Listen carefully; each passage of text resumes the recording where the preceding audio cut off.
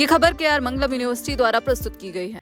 क्या अमेरिकी राष्ट्रपति डोनाल्ड ट्रंप ईरान युद्ध में अपनी अब तक की सबसे बड़ी गलती करने वाले हैं?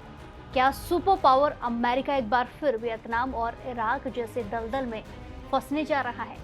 और अगर ईरान ने इस बार भी सरेंडर करने से इनकार कर दिया तो क्या मिडिल ईस्ट में एक ऐसी तबाही आएगी जिससे पूरी दुनिया का बजट बिगड़ जाएगा? जरा सोचिए, एक तरफ अमेरिका की घातक मिसाइलें और एयर स्ट्राइक्स हैं तो दूसरी तरफ ईरान का ऐसा अड़ियल रुख जो झुकने को तैयार ही नहीं है। अमेरिकी राष्ट्रपति डोनाल्ड ट्रंप इस वक्त एक ऐसे चौराहे पर खड़े हैं जहां उनका एक गलत कदम ना सिर्फ उनके राजनीतिक करियर को तबाह कर सकता है बल्कि पूरी दुनिया को एक भयंकर आर्थिक मंदी में धकेल सकता है। ईरान के साथ जारी इस तनातनी में ट्रंप अब तक एक बड़ी गलती करने से बच रहे हैं और वो गलती है युद्ध को अपनी क्षमता से बाहर ले जाना। लेकिन सवाल है कि आखिर ट्रंप कब तक खुद को रोक पाएंगे? दरअसल व्हाइट हाउस और पेंटागन में इस वक्त भारी बेचैनी का माहौल है। डोनाल्ड ट्रंप ने ईरान को बातचीत की टेबल पर लाने के लिए हर एक दबाव बनाया है।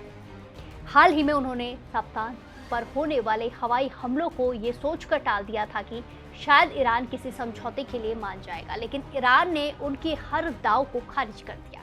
ईरान के इस सख्त रुख से तिलमिलाए डोनाल्ड ट्रंप ने सोशल मीडिया पर अपनी भड़ास निकाली और ईरान के नेतृत्व को बेहद धोखेबाज करार दिया।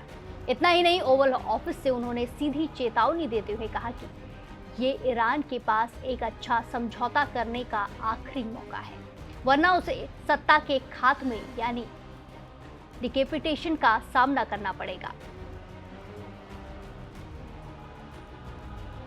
लेकिन यहाँ सबसे बड़ा सवाल ये उठता है कि क्या सिर्फ धमकियों से ईरान डर जाएगा?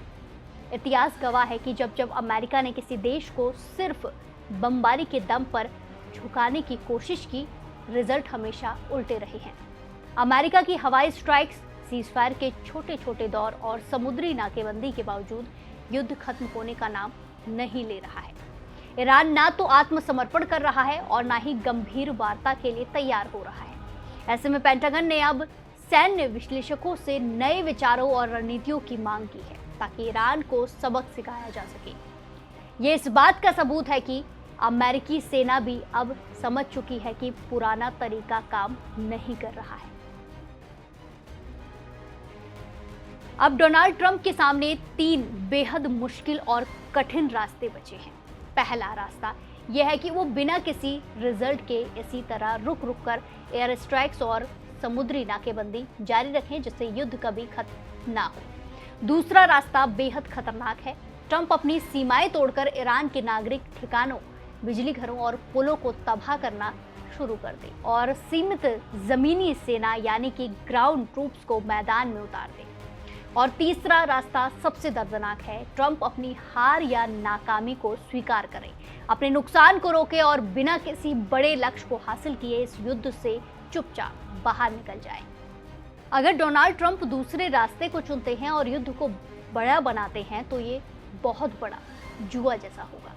ईरान चुप नहीं बैठेगा। अगर अमेरिका ईरान के बुनियादी ढांचे पर हमला करता है तो ईरान सऊदी अरब, संयुक्त अरब अमीरात और कतर जैसे अमेरिकी सहयोगी देशों के तेल संयंत्रों और शहरों पर मिसाइलों की बौछार कर देगा, उन पर हमले कर देगा। खुद ट्रंप ने कबूल किया है कि सऊदी अरब, यूएई और कतर के नेताओं ने उन्हें फोन करके अपनी चिंता जताई है और बड़े हमले ना करने की गुजारिश की है।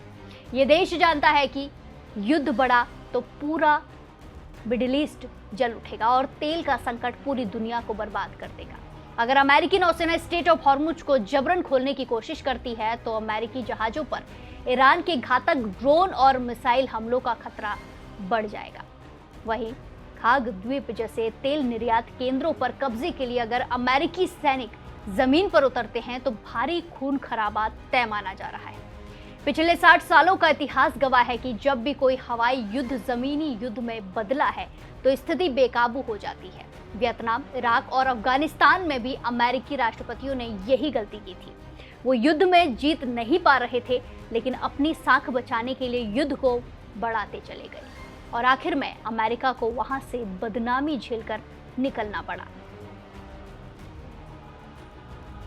डोनाल्ड ट्रंप के लिए समय बहुत कम है क्योंकि अमेरिका में मिड टर्म इलेक्शन चुनाव करीब है। अगर अमेरिकी नौसैनिकों की लाशें वापस आने लगी तो अमेरिकी जनता ट्रंप को माफ नहीं करेगी। लेकिन दूसरी तरफ कोई भी अमेरिकी राष्ट्रपति इतिहास में युद्ध हारने वाले राष्ट्रपति के रूप में दर्ज नहीं होना चाहता। ट्रंप इसी धर्म संकट में फंसे हुए हैं। वो एक ऐसे युद्ध में हैं जिसे वो ना तो पूरी तरह जीत पा रहे हैं और ना ही हार स्वीकार कर पा रहे हैं। तो क्या डोनाल्ड ट्रंप अपनी जिद में मिडिल ईस्ट को एक महायुद्ध की आग में झोंक देंगे या फिर वो एक समझदार नेता की तरह अपने कदम पीछे खींचेंगे? आपको क्या लगता है, क्या अमेरिका को ईरान के खिलाफ ग्राउंड ऑपरेशन शुरू करना चाहिए या कूटनीति से रास्ता निकालना चाहिए? अपनी राय हमें कमेंट्स में जरूर दें और बाकी देश और दुनिया की तमाम बड़ी अपडेट के लिए जुड़े रहिए दैनिक जागरण के साथ। नमस्कार।